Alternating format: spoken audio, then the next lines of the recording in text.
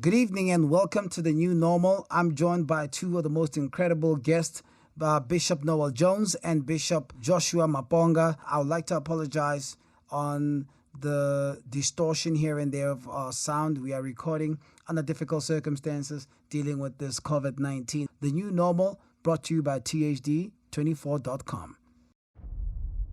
Are we saying we're shifting from this wall, whatever this label that we put on churches, to start saying the new way of presenting the gospel comes with the package of people being self-sufficient, economically active, being entrepreneurial, finding solutions in their hands rather than fasting and praying for 30 days. Go out in the world and get it done. Is this what this new gospel calls for? No, it's not a new gospel. Yeah. The problem we will classify an old theory. Or is it what the gospel should be? If you read the book of Genesis, yeah, right when the black book is starting, yeah, as early as chapter 1, the creation of the world, by the time you are getting to the instructions right of this created being, the instructions are simple. Now go out there, multiply, number one. Be fruitful. Be fruitful. Right.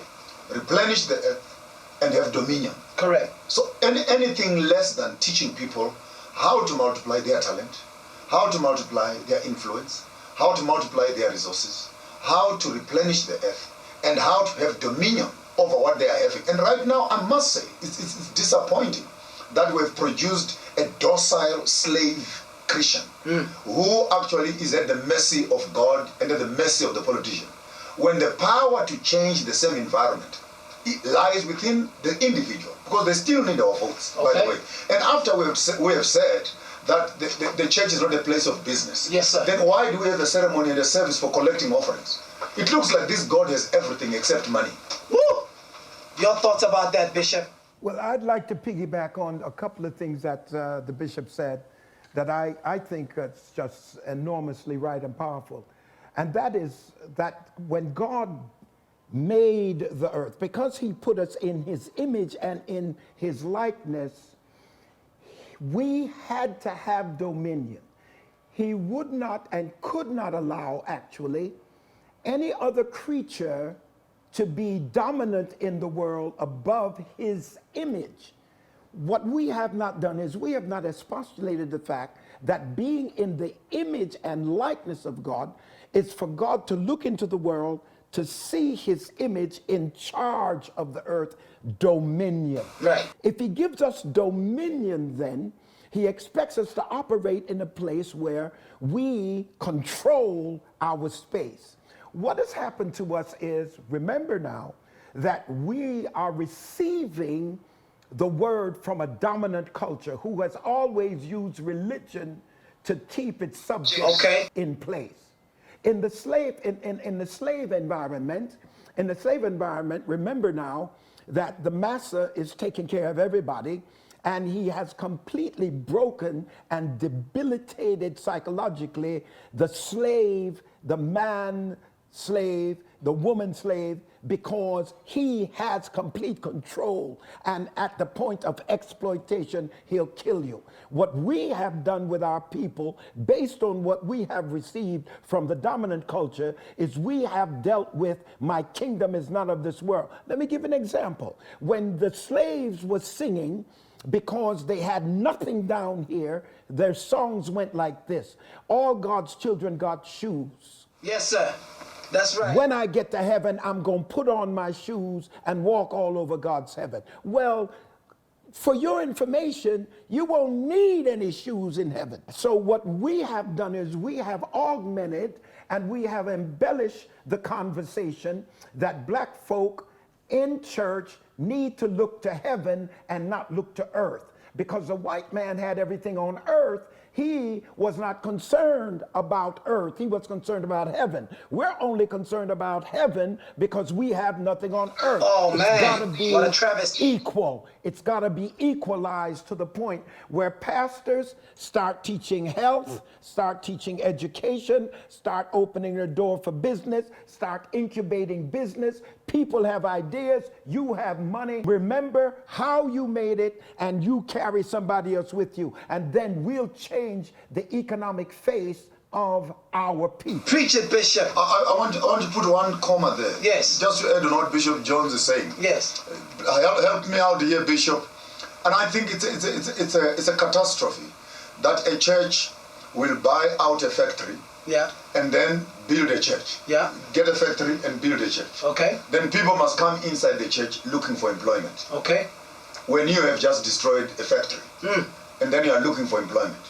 I think the time is coming now when we need to convert even some of these churches into business units, into factories, for the same employment that you're looking for inside the church. I hear you. Bishop, this is one thing I want to throw. You look Well, at... if I may, before you say anything, before you go into that, you see, and the bishop is right. You see, when we keep saying the church, the church, the church, Right. we have to understand that when I say the church, I'm not talking about a member who's sitting in the back and his psychology and his philosophy governs the house. The problem is that the church, when we say the church, we're talking about the preacher. We're talking about the particular pastor leader who is operating in that space. And in many instances, you got to understand, intent is what brings content, depending on your intent as a leader, because all influencers aren't great leaders. So I agree with my bishop. We can't take a factory and make it a church and then have a bunch of people asking for employment when you just destroyed the place of employment. My friends, all of my friends, Zulumza, Picasso, Coqueto _Rams, start looking for churches or start looking for leadership that best resonate with your destiny. I think what we taking from this conversation, this idea of belonging to a church because you have nowhere to go on Sunday, it's gone. We're going to have to look for progressive movement. If you can identify with a particular politician, then you vote for that person because they speak to your value system. The same shall apply when it comes to the leaders behind the pulpit. Here's what scenario that's happening, Bishop. I will make use of the United States has probably, in between Canada and Mexico, the largest population of African people. So I'm going to use the United States. South Africa has the majority of black people. I'm going to take two scenarios. Our government released 500 billion. Whether we got that from as a loan, but we got 500 billion. For the first time, 500 billion is allocated. A week into the pandemic, we were declared junk status, meaning the Moodleys and all of them who rate the country's economic stability just said we are flat zero, no safe place for investment, so therefore we are a junk status. The biggest virus killing more than any virus in history, which is poverty, unemployment. There's never been any form of allocation to this magnitude. And we react because of a pandemic, but we've had TB that has wiped out more people than COVID-19. We've had HIV that has killed more people than COVID-19. And I know it's premature for me to say we're still in the inception of or in the early phase. But the truth of the matter is, why does it take pain? Why does it take diseases for Africans to wake up and start accessing resources to curb the problem? And we never put that energy towards economic development. Until the African child learns, and you learn the hard way, that the system is not built for them.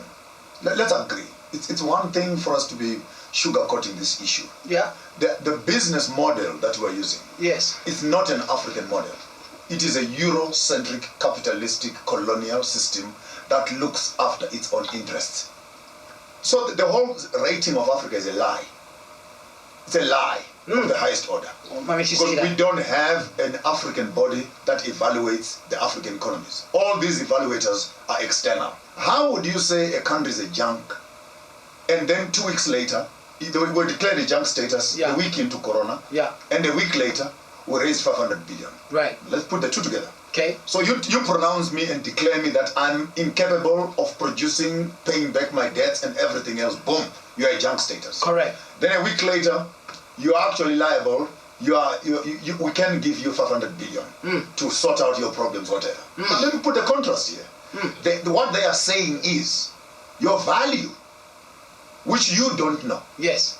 Even if you are in a junk status. Yes. But the 500 billion we've given you, Yeah. we are able to get back our 500 billion plus profit plus interest. Yes. So there's no money for free. Okay. Bishop? Now let's understand this in its right context and in its right place.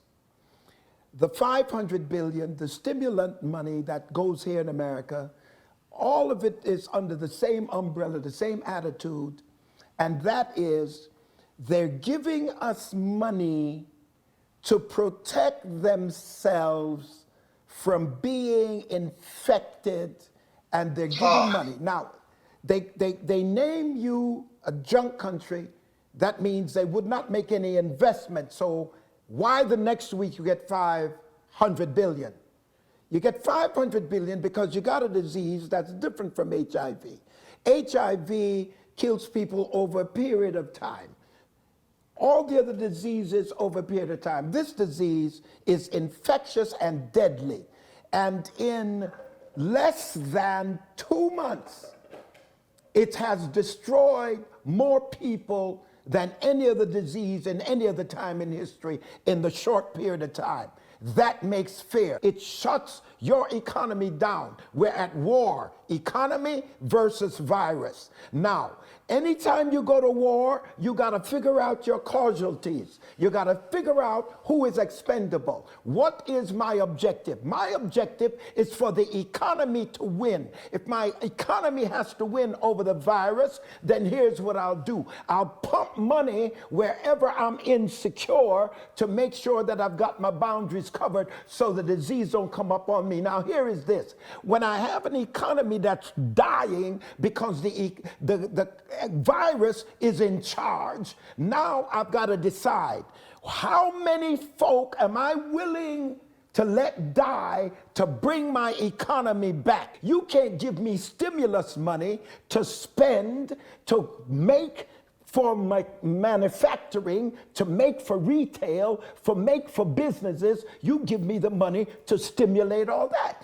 Now, if you give me that money to stimulate that and you don't open up the country, how will I spend it? So as soon as you get the stimulus money, you now open up the areas where you want to get that money back. The hairdressers, yes?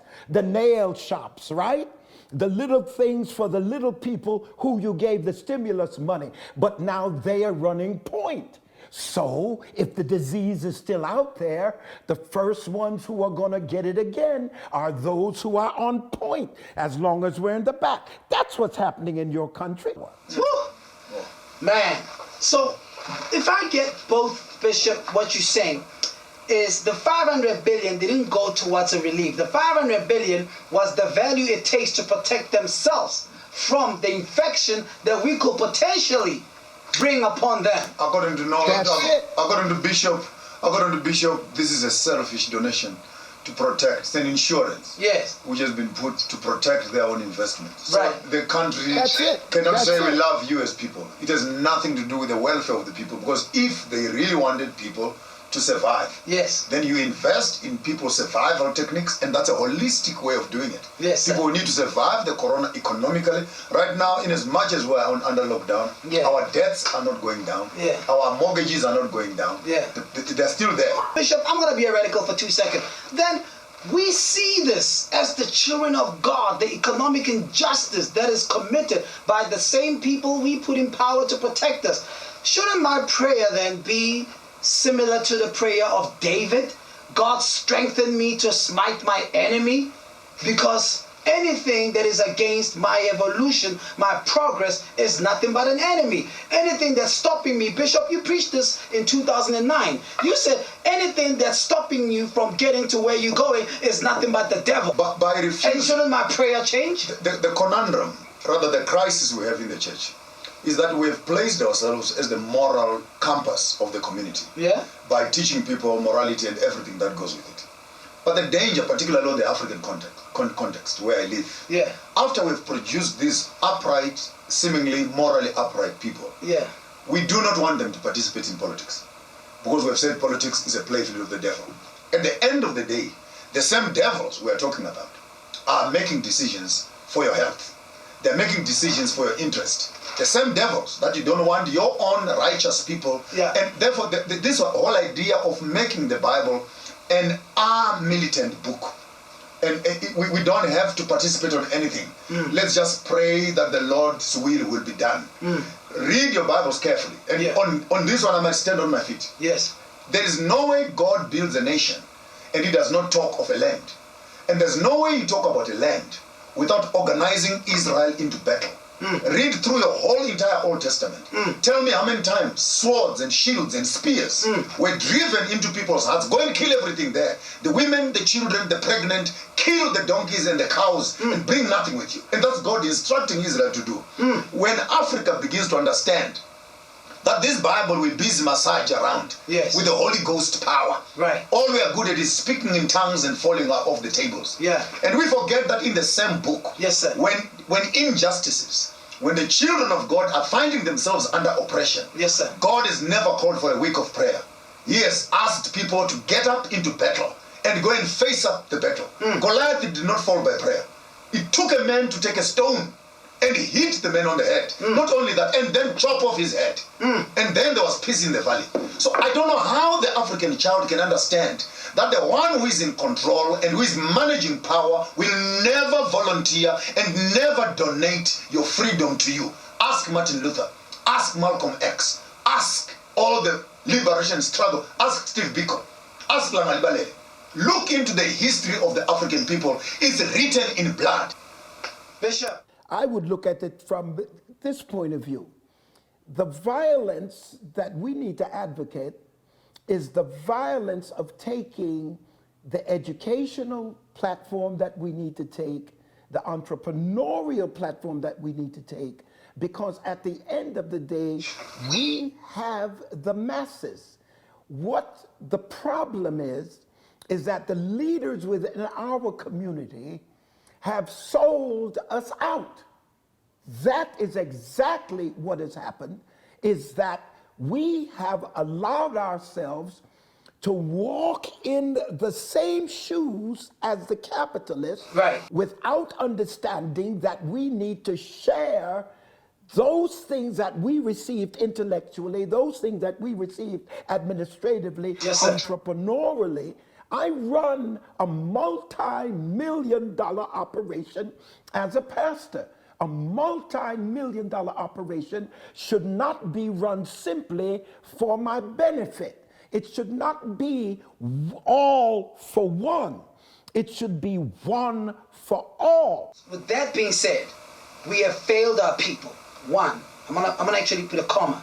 Bishop, you speak about, Bishop Maponga, you speak about anything that has to do with expanding of wealth, which is territorial. The substratum of that is land. When the argument of land expropriation was raised, Donald Trump, for the first time, he caught the attention of what was happening in South Africa. Went and said, do not touch the land. And if that happens, you will taste the American wrath. Have we become delusional and forgot that we are fighting for what we already own? It was just taken away brutally? For mischief. If the South African government says it wants to take away land, yeah, and then Trump says, if you touch it, I'll smack you. Yes. Were we taking away Trump's land? Question number one. Number two, what interest does Trump have with South African land? Number three, what association does Trump have with those that are owning land on the South African terrain? And number four, what is the economic involvement of Trump with the statement that the government is saying. Cutting the long story short, yes, the Americans are where they are, but their interest is in the entire banking system, which has only one asset, which is a movable asset, and that asset is land. Tell me which ministry in government you can say you are running a ministry if it does not have access to the resources. And again, on the words of my elder Jones, yes, if we can say we are going to be building an economy that belongs to the black people, how do you build this economy when they don't have the access to the resources that unlocks the economy? You have to understand that the regime that governs the world. So if anything happens on your side, as it relates to the land, it sends a signal that somebody's losing their power who operates the economic backbone of your country. Those few, immediately, the American few, the elite, they immediately want to give you some sort of reprimand to cause the people to back off because that threatens them. The elite around the world are threatened when the masses decide we don't want to take this anymore. We don't have to take this anymore because we are the ground that you stand on. Number two, everybody knows that it was the slave, it was the workers on the apartheid system. These are the people who built the houses. The slaves built the houses. The slaves were the mechanics. The slaves were the carpenters. The slaves were the plumbers. The slaves were the planters. They knew the work. Thirdly, preachers who deal with the masses have got to come together. Stop building fiefdoms and build the kingdom together. Just on that, I want to just throw in a nugget there. Yes, please. It's amazing that the colonizers, the elite 3%, yes, can unite to destroy the world. And the victimized 90% will not find a cause to unite.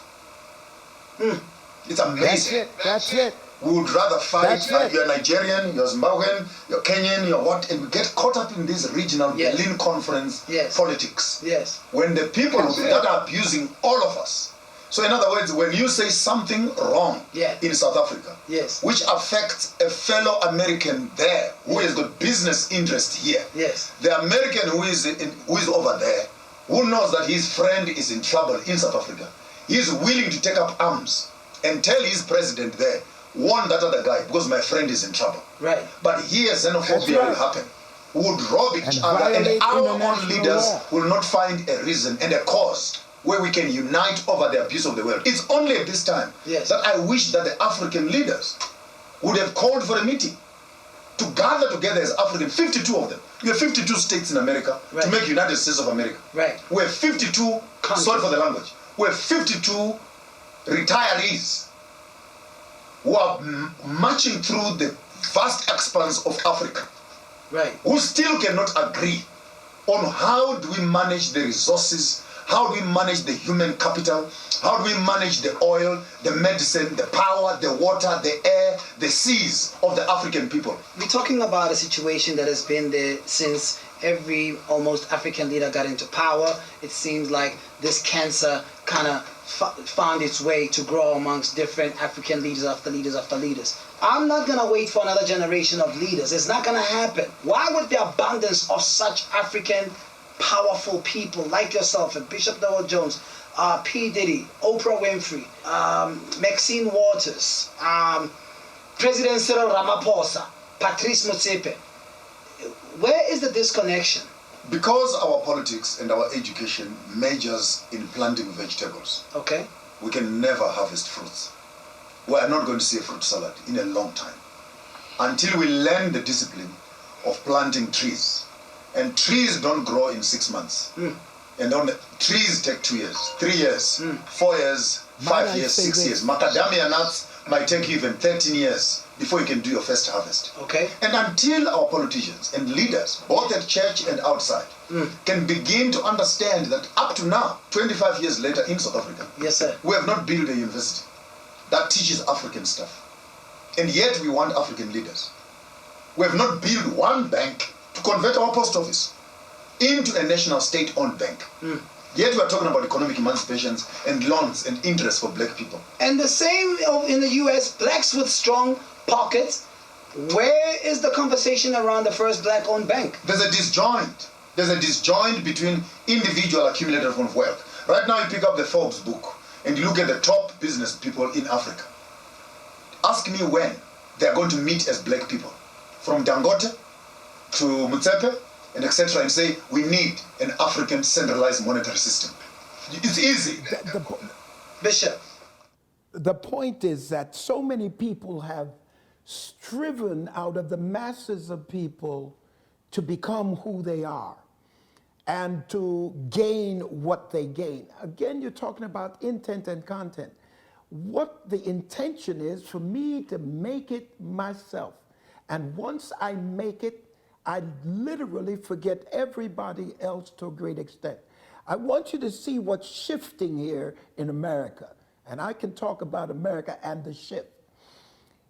For the first time, we have civil rights for black folk that's not being led by a preacher. The movement now that is really catching on and is intense and quite vociferous in its application, and that is Black Lives Matter. Black Lives Matter was not birthed by clergy leadership. It was birthed by millennials and the Z factor. Young people are now dealing with climate control. It's not being led by some elitist, powerful individual. It's being led by a group of young people. Here is the message. The message is for those of us who are striving so hard to connect to our peers when none of them seem to be interested, what we need to do is raise an army of young people from the millennials to the Z factors, to the Z group, Z generation, whatever you call it, see I'm out of touch. Raise a group of people who have the right kind of mindset. We don't need new leaders with the same mindset. We need new leaders because they don't think like we have thought for generations and generations. And these kids will come together and make changes if they just get some guidance. When the prophet tells you where you're going to be, ask him the direction. What we need to do is the kids know where they want to go. Young people know where they want to go. We just got to give them direction. And we've got to admit that we have failed. We have to repent because we spent time accumulating private jets and all the stuff we have, and that's all good.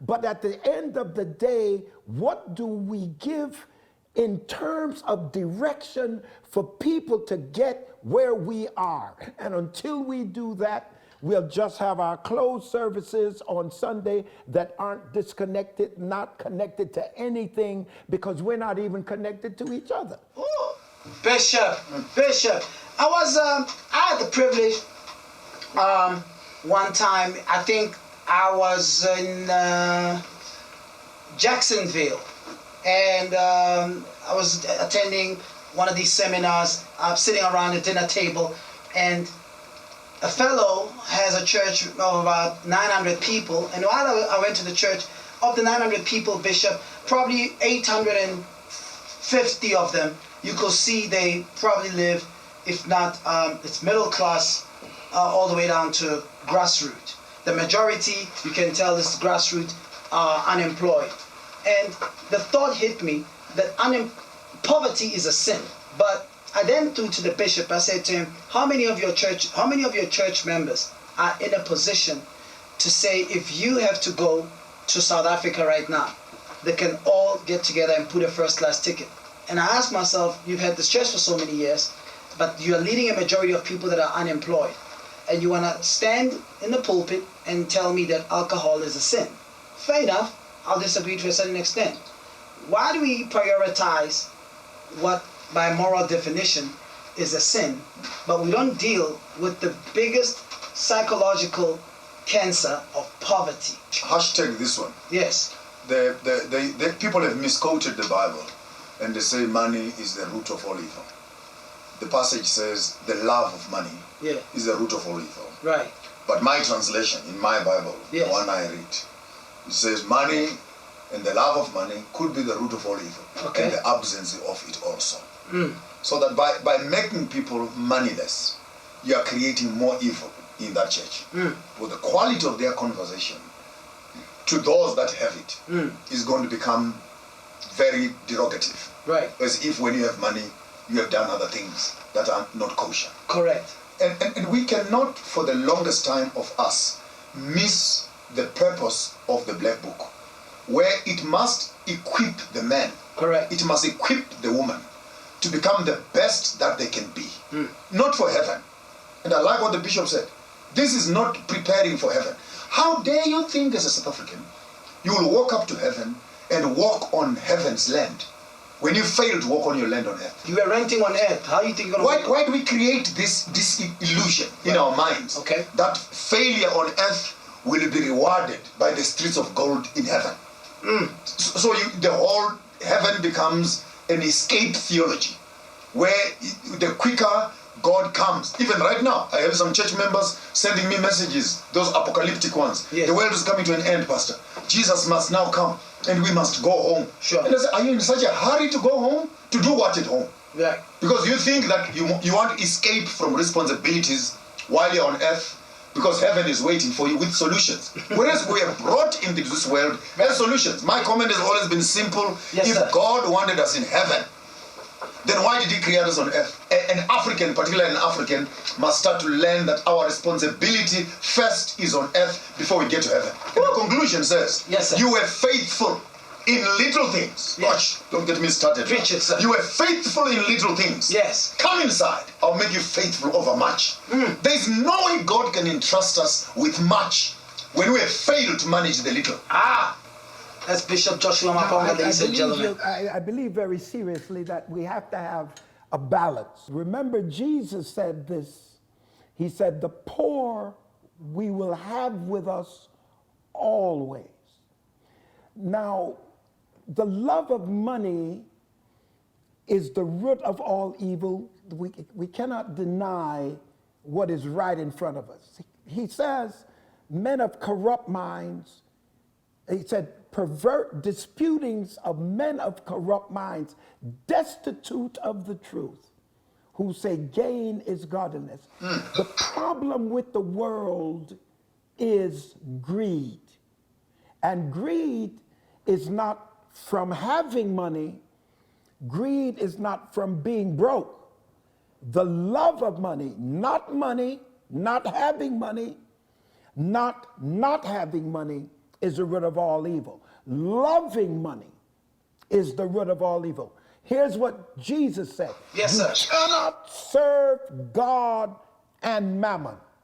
Now, I run around with some people, I don't like to drop names, but I run around with some people who are star actors. I'll call one name. I'll call Denzel. Denzel does not act for money. Denzel loves acting. Money is a byproduct. Much of our problem is greed.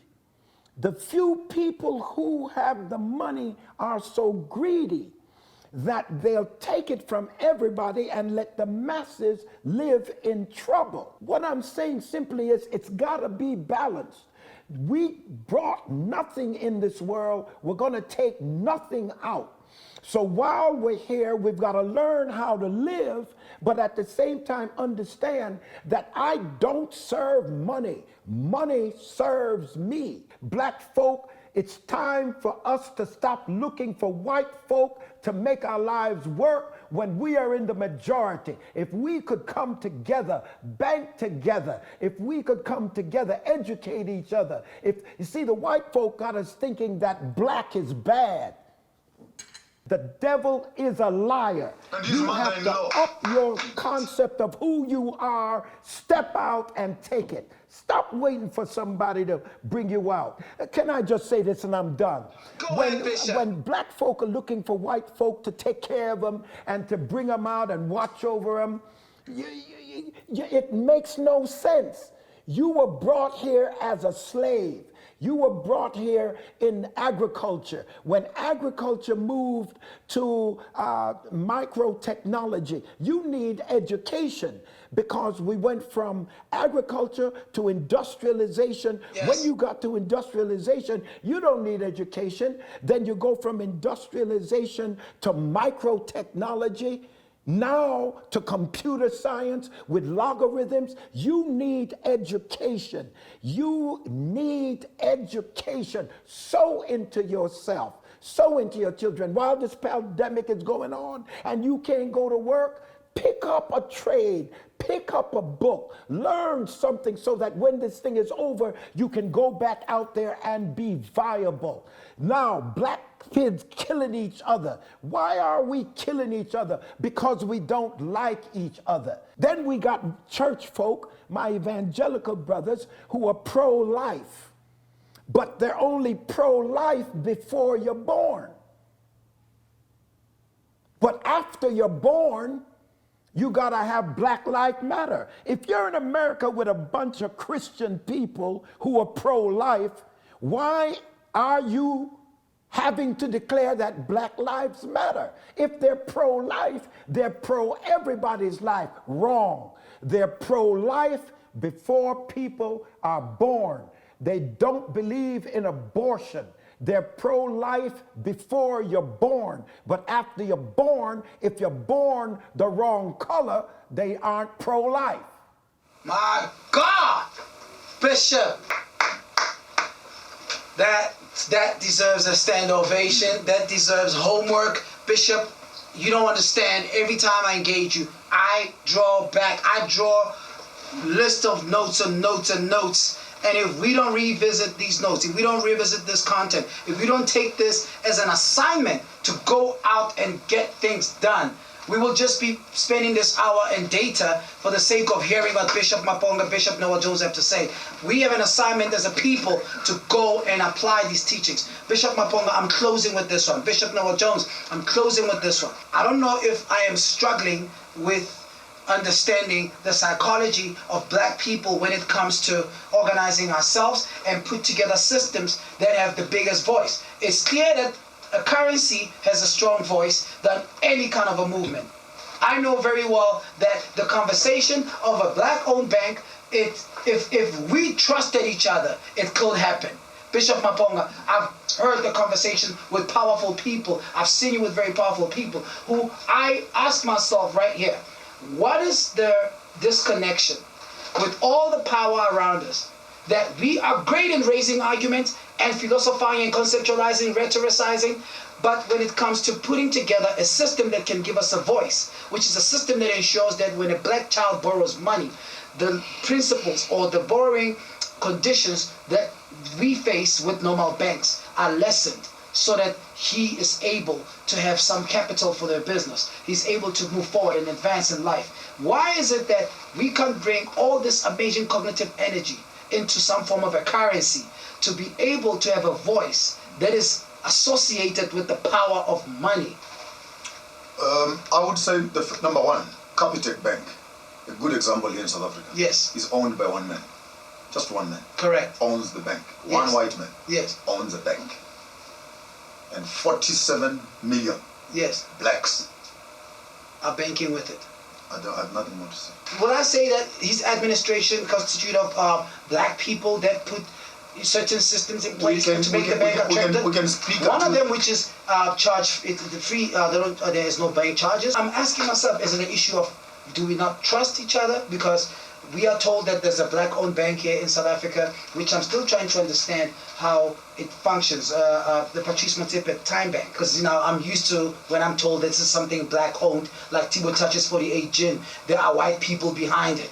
So at the end of the day, we really start realizing that Beats by Dre is not Dr. Dre. Jimmy Iovine and Apple owns the product. We still back on stage. We are nothing but a face. And we go to our people and say, support black, when we know that it's not black owned. I want to pick up on what Bishop said. Yeah.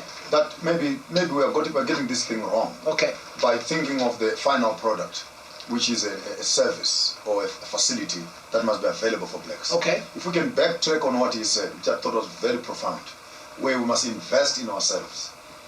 And by investing in ourselves, I don't just want to make it as an economic investment, an education investment, a respect investment, and a commonization of some sort of a software of camaraderie and understanding each other, right, and having common goals, and creating these subcultures that we've been rambling about for the greatest part of the evening. Yes, sir. And I think that if we can begin to put our resources where our mouths are and find that reason for uniting, if the people that are destroying us can unite, why will not those that are being victimized also find a reason to unite? You have to understand that hundreds of years of being belittled, being dominated, being colonized has divided us so horribly.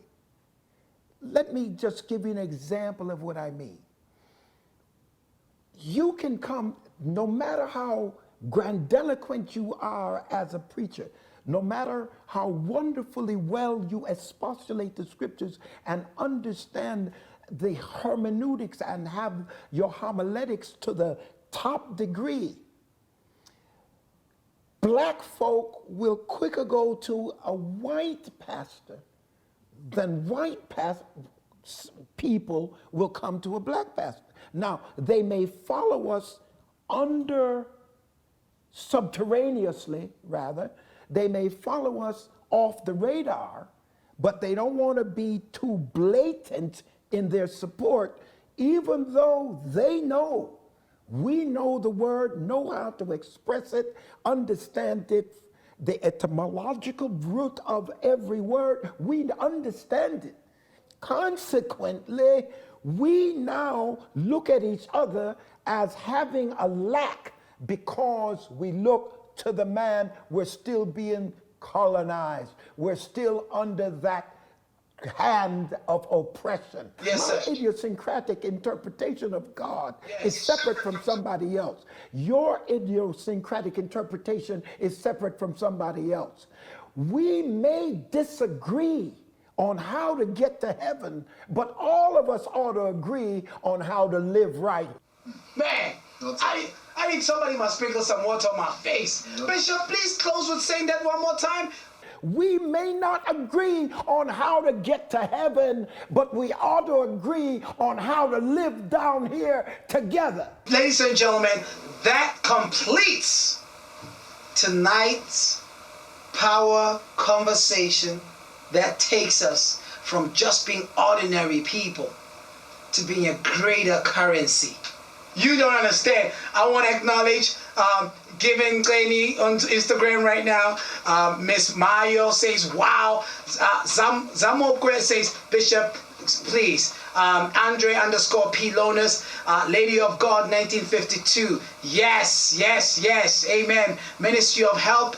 Thank you, thank you. Koza _Uncle. Oh my goodness. Mpumi, God bless you. 21 Mpo. The list goes on and on and on.